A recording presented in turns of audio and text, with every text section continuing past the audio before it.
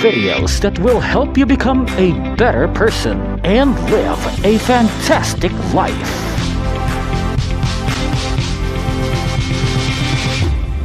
My one big powerful message is this: you can stand on God's victory. Baunin mo yun. You can stand on God's victory. High five, 7 people. Sabihin mo sa kanya, you can stand on God's victory.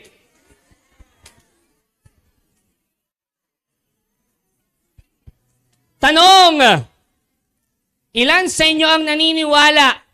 Be honest ha? Ilan sa inyo ang naniniwala that today God is preparing your victory? Mag-ingay, sabihin nyo, Yahoo! Sabihin mo nga sa katabi mo, you're a champion. Champion, champion. Siguro, yung iba sa inyo, ang sinasabi nyo, Brother Bars, hindi ako champion. Ang baba ng confidence ko. Nito lang, ang dami kong kapalpakan. Ang dami kong pagkakamali, ang dami kong kasalanan. Bago nga ako pumunta ng FIS, ang dami kong naging kasalanan eh. I feel discouraged. Puro failures ang naranasan ko. Naintindihan kita. Alam nyo, I know what you feel. Failure can be devastating. Nakakawala ng confidence. Alalahanin nyo, at this moment, alalahanin nyo yung mga naging pagkakamali ninyo. I want you to recall all your most painful failures. Tanong, have you failed? Yung mga estudyante dito, naging estudyante, have you failed in school? Nasubukan mo na bang bumagsak sa exam? Nasubukan mo na bang maghintay sa labas ng registrar's office, nanginginig ang tuhod mo, pinagpapawisan ka, nagdadasal ka na sana ang grade mo, hindi 72 pero at least 75. Pasang-awa, okay na yon. Have you failed in your job? Have you failed in your business? Did you lose money in your investments? Nalugi ka na ba sa negosyo mo? Na-scam ka na ba? Nagkautang ka na ba ng malaki? Nako, hindi na bayarang utang. Have you failed also in your diet? Tingnan ng katabi. May mga ilan nag-try nung Atkins diet. Alam niyo yung Atkins diet? Diba? Kaso, they failed. Yung iba naman, ang trinay nila, Mediterranean diet. Nung pina-spell ko, spell Mediterranean. Hindi niya alam. Basta diet, sabi niya gano'n. Pero he failed. Yung iba naman, ang trinay, after 6 diet. Alam niyo yung after 6, hindi ka nakakain. Pero they failed. Yung iba nag-IF.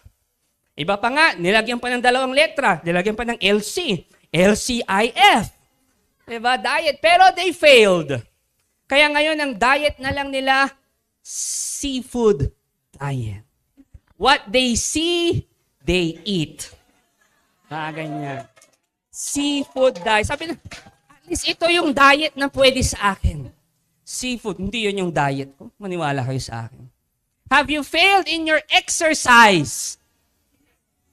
Yung tipong sabi mo, gigising ka ng maaga, magja-jogging ka o magwo-walking ka. Ginawa mo naman, pero 2 weeks lang.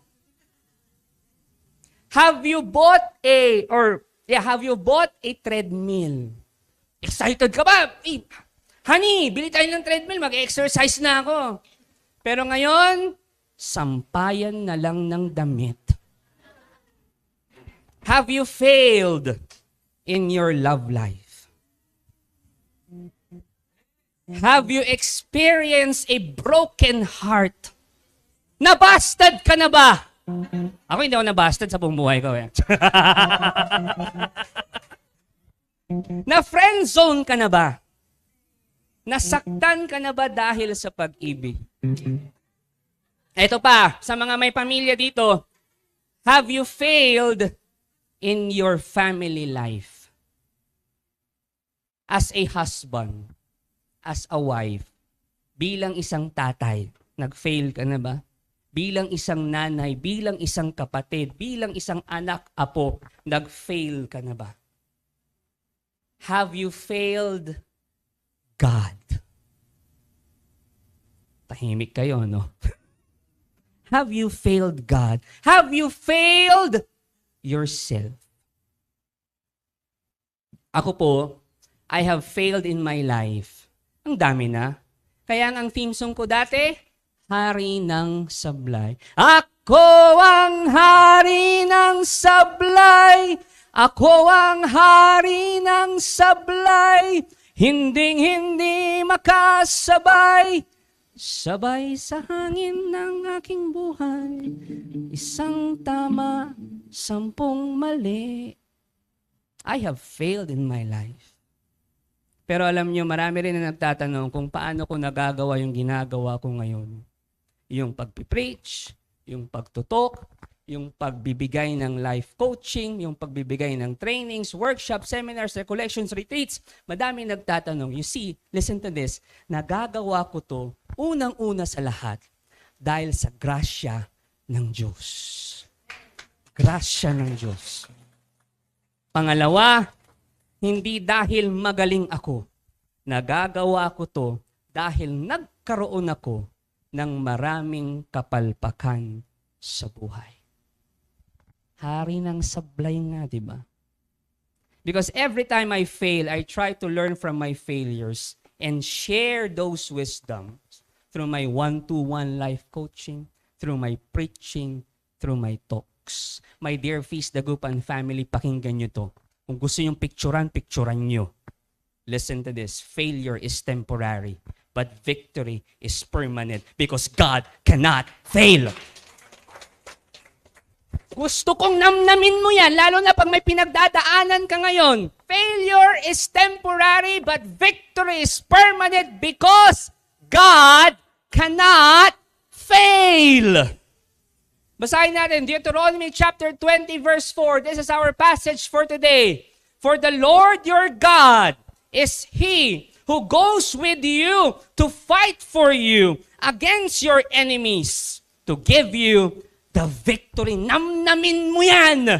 Ano man ang pinagdadaanan mo ngayon, God, listen to this. My goodness, tingnan niyo ako. God is with you fighting that and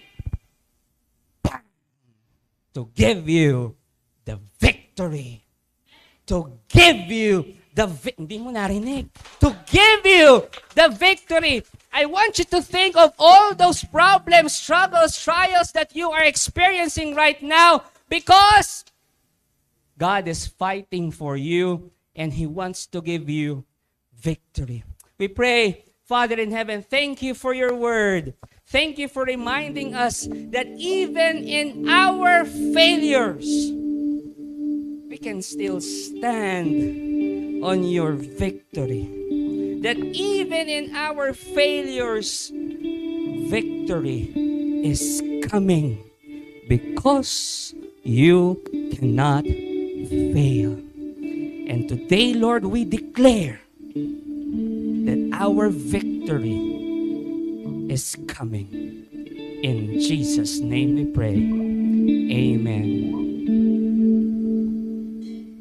Thy word is a lamp unto my feet and a light unto my path. Thy word is a lamp unto my feet and a light unto my path. Please be seated, everybody. At habang mapaupo ka, pakisabi sa katabi mo, pumupogi, gumaganda ka.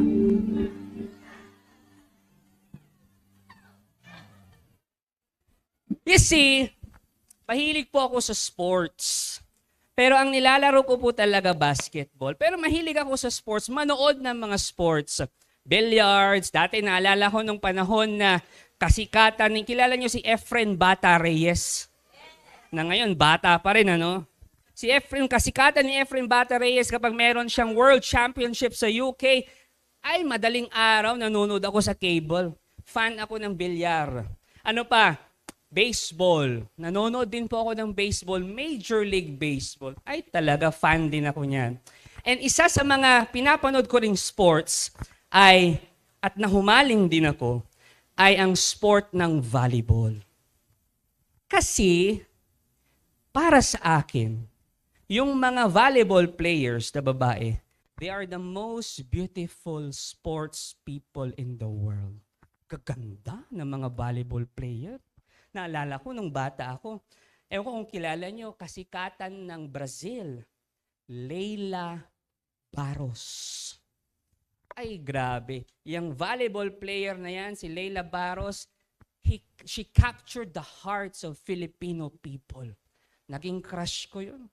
To the extent na sa newspaper, ginugupit-gupit ko pa yung picture niya. Tinago ko yan sa folder. Ewan ko lang kung nasaan na ngayon. Grabe, nahumaling ako sa volleyball. Pero hindi talaga ako naglalaro ng volleyball. Kasi dati, nung last week nandito kayo, pinakita ko yung picture ko. Nung high school ako, payat talaga ako. Natatakot ako maglaro ng volleyball. Pero eto na, college.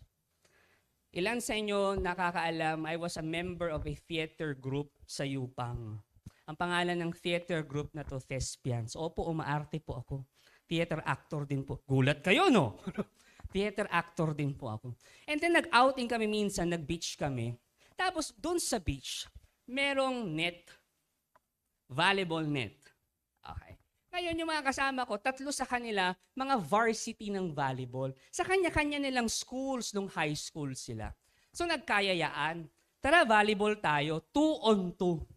Ngayon, 3 sila, so kulang ng isa, niyaya ako. Daryl, halika. Daryl po ang pangalan ko talaga, sa mga hindi po nakakaalam. Sabi na, Daryl, tara na. Ano tayo, laro tayong volleyball.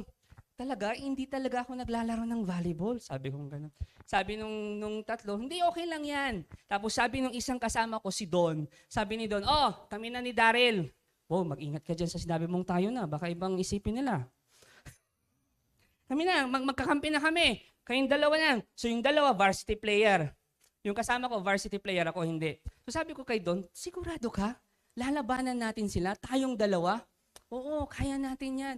Hindi na ako naglalaro ng volleyball. Baka mapahiya ka lang. Baka matalo tayo. Ang sabi sa akin ni Don, ito lang. Ang gagawin mo lang, Daryl, ayan ang net. Itong net, tumayo ka lang dyan sa may gitna. Tapos kapag pupunta sa iyo yung bola, paluin mo lang. Gumanito ka lang. Pag pupunta sa iyo yung bola, ganun lang. Ganun ka lang. Hindi ka aalis dyan.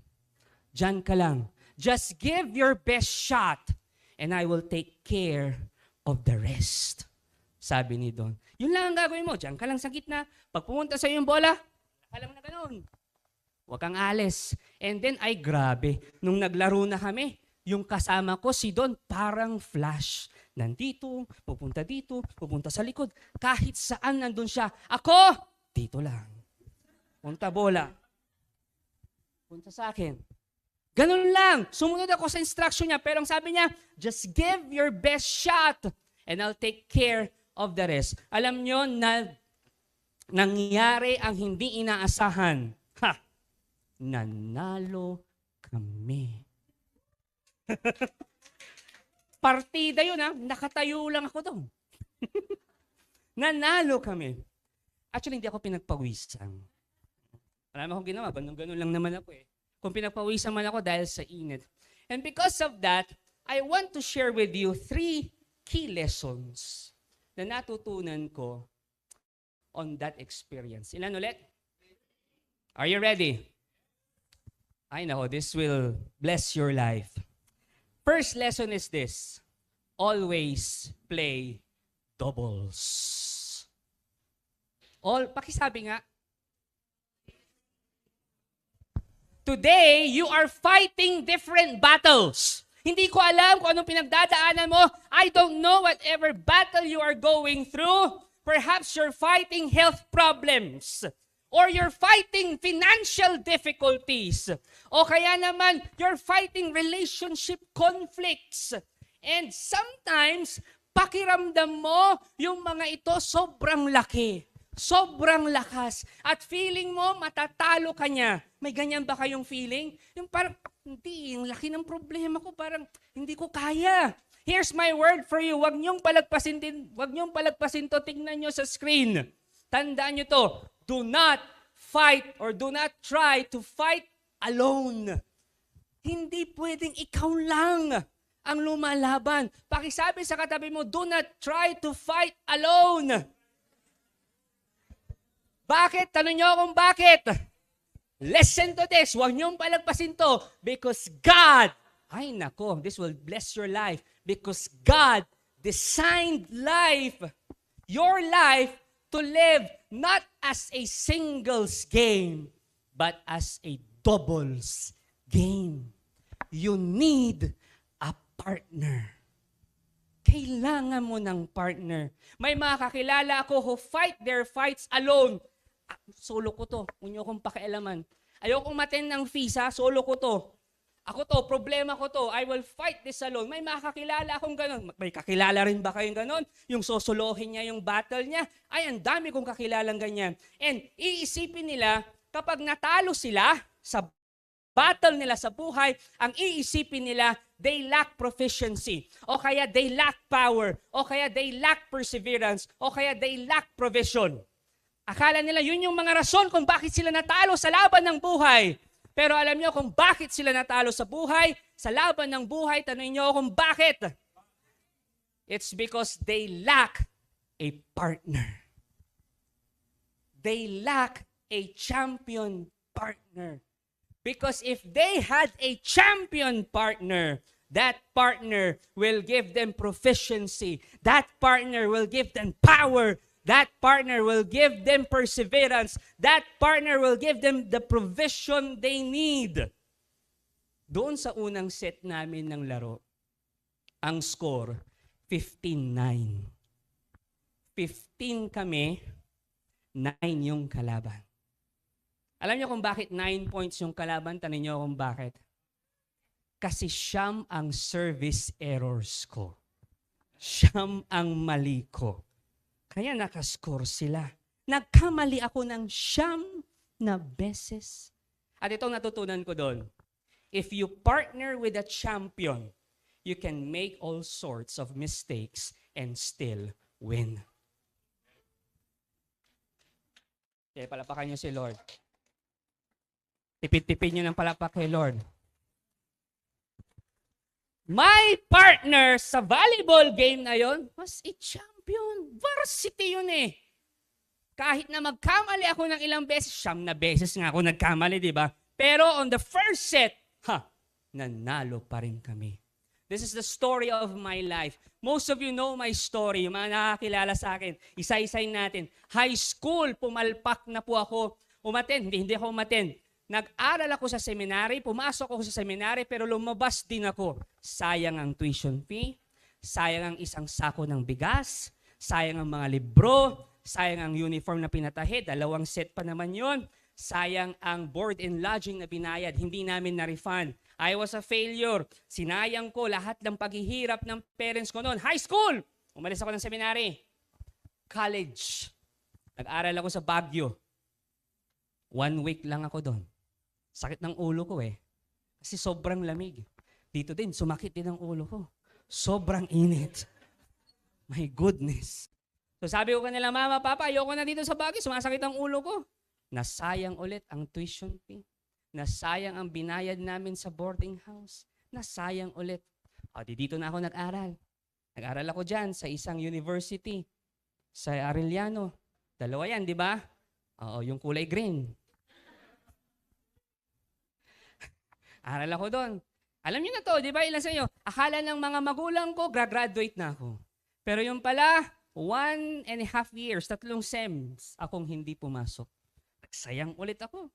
Kasi akala nila, binibigyan din nila ako ng tuition fee noon. Akala nila, nag-enroll ako, hindi sila nag-check eh. Grabe ang tiwala nila sa akin noon eh. So, ang dami kong sinayang.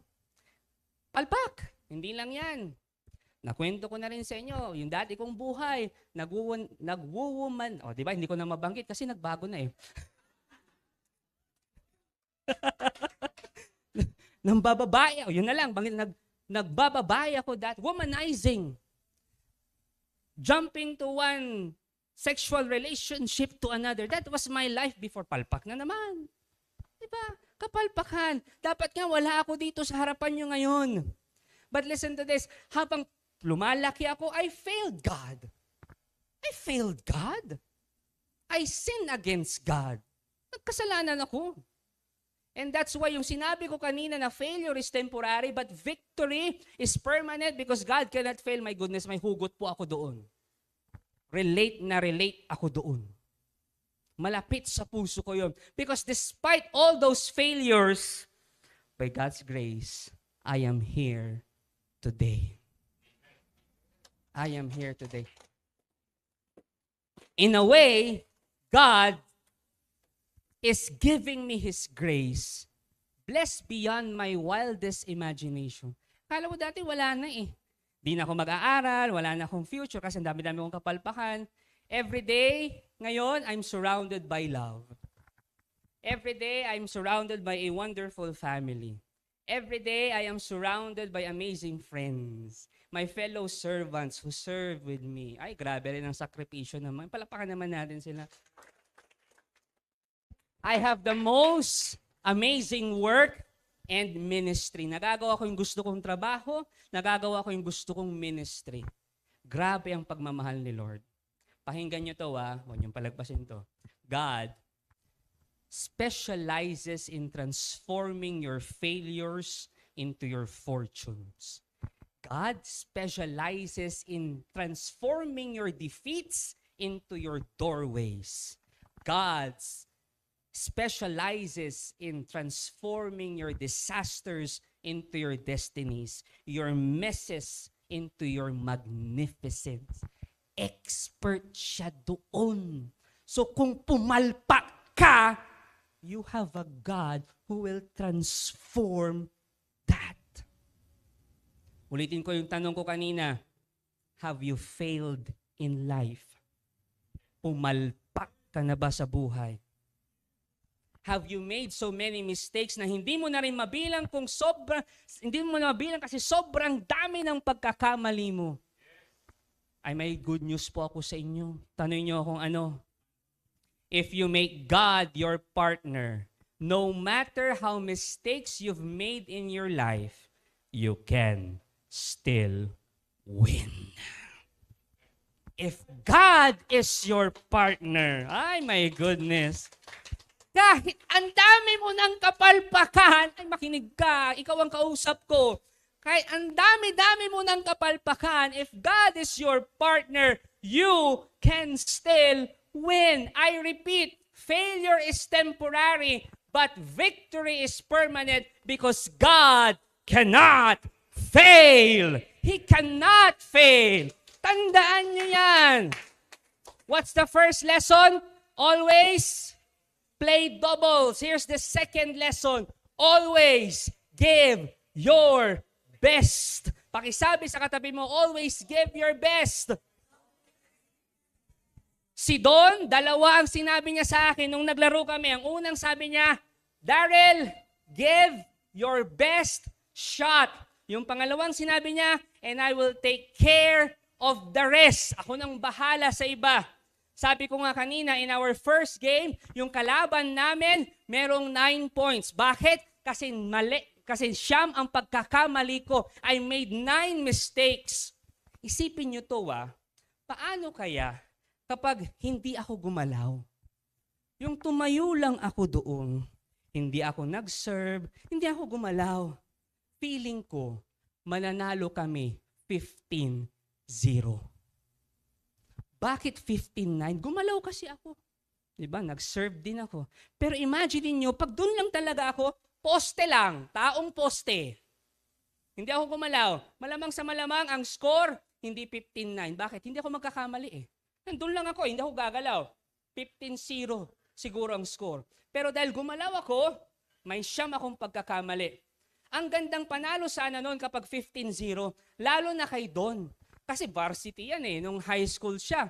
Pero listen to this, ang goal ni Don ay hindi manalo. Don's goal was to teach me how to win. Don's goal was not to win. Don's goal is to teach me how to win. He wanted me to learn, to grow, to develop, to be better. Kaya bago nga magsimula yung laro, anong sabi niya? Daryl, give your best shot. Kahit na yung best ko ay hindi enough. Daryl, give your best shot. Kahit na yung best ko, ibig sabihin, magkakamali ako. Nasusundan niyo ako? Just give your best shot. Friends, yan mismo ang sinasabi sa iyo ng Diyos ngayon. He is telling you now, God wants you to give life your best shot. Kahit na yung best mo sa tingin mo, hindi enough. Kahit na yung best mo sa tingin mo, magkakamali ka, just give your best shot. The world, sabi ko nga po kanina, theater actor ako dati, the world is your stage. And every day, God wants you to go out there and stand on that stage and give your best performance. So kung teacher ka, teach your students so well that they will be wiser and be better than their parents. If you are a business person, an entrepreneur, sell us products that will elevate our human spirit. Kung nasa sales ka, sell us product na makakatulong sa amin. Give your best shot. If you are a janitor or maintenance, hold your map like a king holds his scepter and make that floor shine para ma-realize namin that we have a better flooring. Give your best shot. If you are an employee, ipakita mo that you are really an employee, a good employee, na you can do anything na kahit na hindi utos sa'yo because you are giving your best shot. If you are a nurse, love your patients so well that they will think yung mga anghel nasa kanya kasi nakaputi kayo. Give your best shot. Ibigay mo yan. Mga kapatid, it doesn't matter what you do. The world is your stage and your audience is begging you, sige na, ibigay mo ang best mo. Huwag kang matakot magkamali because you have a partner who is a champion. Pakisabi sa katabi mo, just give your best shot. Ano yung unang lesson? First lesson, always play doubles. Second lesson, always give your best. Lesson 3, always trust your partner. Yung laro namin na volleyball, 3 sets po yun. 3 sets. In the first set, nanalo kami, di ba, 15-9. Pero sa second set, natalo po kami. Ang score, 13-15. Bakit kami natalo? Ano sa tingin nyo? Kung nasa isip niyo, natalo kami kasi mas marami ang pagkakamali ko, may tama ka. Mas marami yung naging pagkakamali ko. Pagkatapos ng second set, nagpahinga muna, water break, time out, time first muna. Sabi namin, uminom kami ng tubig, tapos sabi ko kay Don, laos akong player. Diba, tinan mo naman, dami kong pagkakamali doon sa second set. Nadamay ka pa. Suko na lang tayo, itigil na lang natin tong larong ito. Tapos alam niyo kung anong sabi ni Don, tanong niyo kung ano. Parang tanga to. Itigil? Gumagaling ka nga. Sabi ko, parang ring tanga to. Dami-dami kong ang pagkakamali, di ba? Pero sabi niya sa akin, makinig ka. Gumagaling ka. So sabi ko, nagjo-joke ka ba? Kasi kung nagjo-joke ka, hindi nakakatawa. Inulit niya ulit, Daryl, gumagaling ka.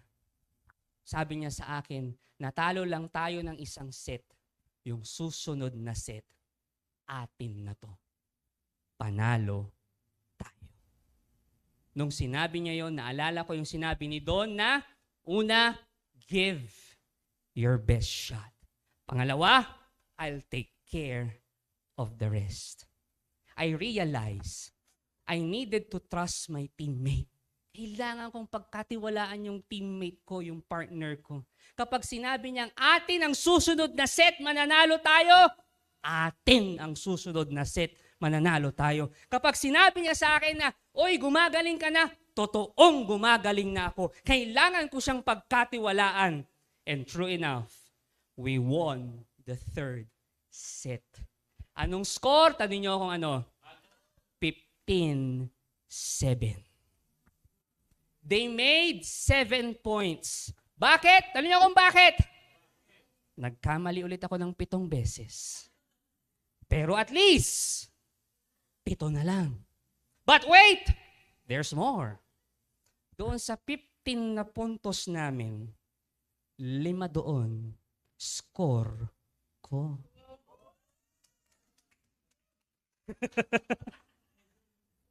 Bumaba ang pagkakamali, nakascore pa ako.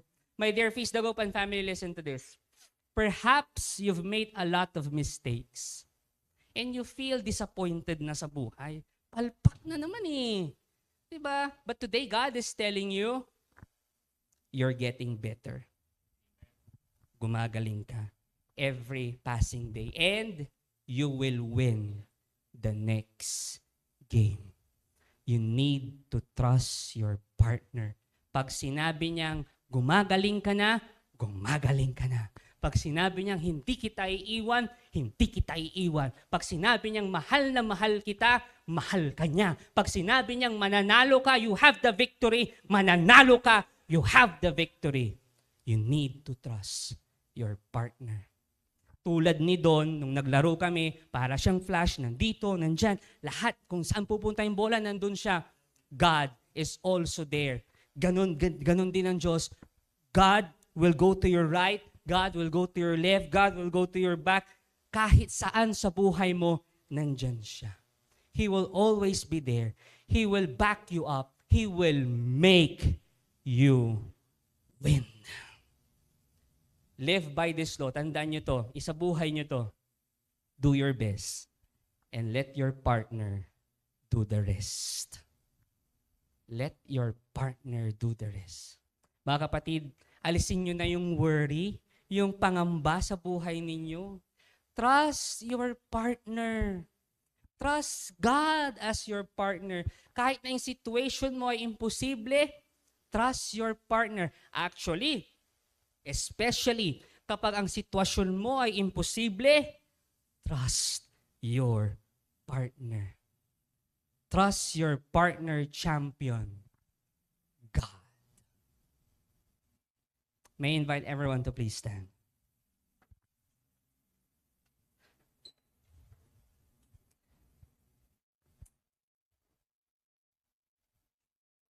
Isa sa mga na-realize ko sa buhay that God is a God of impossibilities.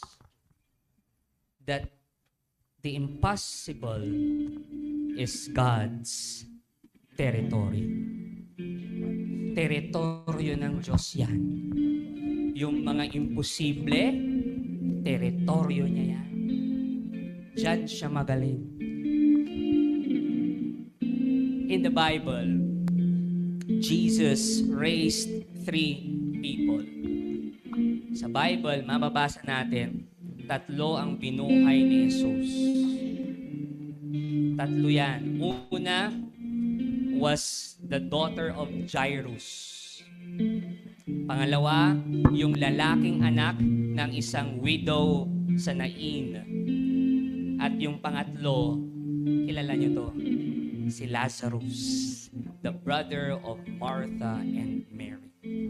Iba't ibang sitwasyon yan.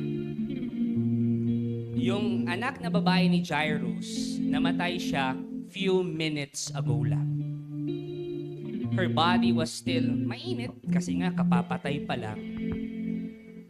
Kasi nung si Jairus, he asked Jesus to pray for his daughter, medyo buhay pa yung daughter niya.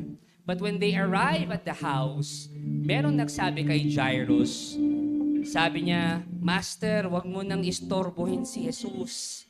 Kasi yung anak mong babae, buhay. But Jesus still entered the room.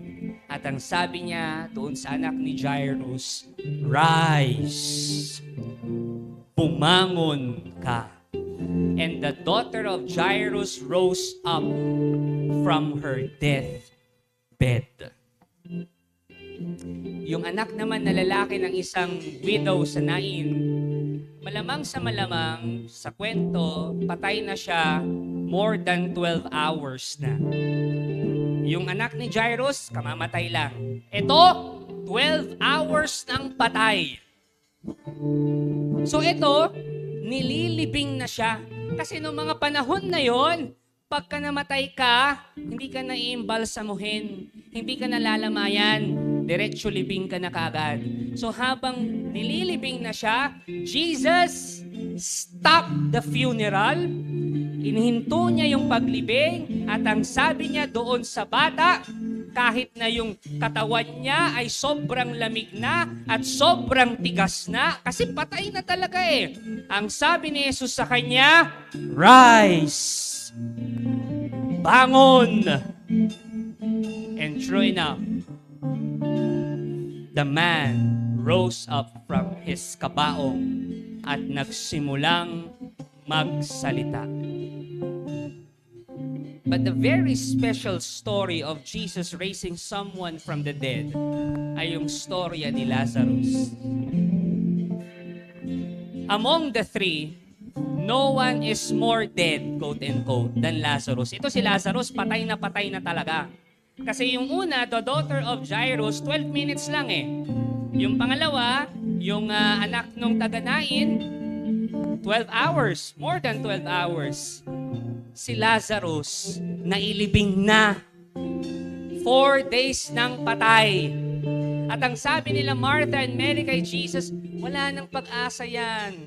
Kasi nangangamoy na at yung katawan niya parang naaaknas na rin. Wala nang pag-asa yan, Jesus. Sabi nila kay Jesus. But Jesus still said, Lazarus, come out. And Lazarus walked out the grave.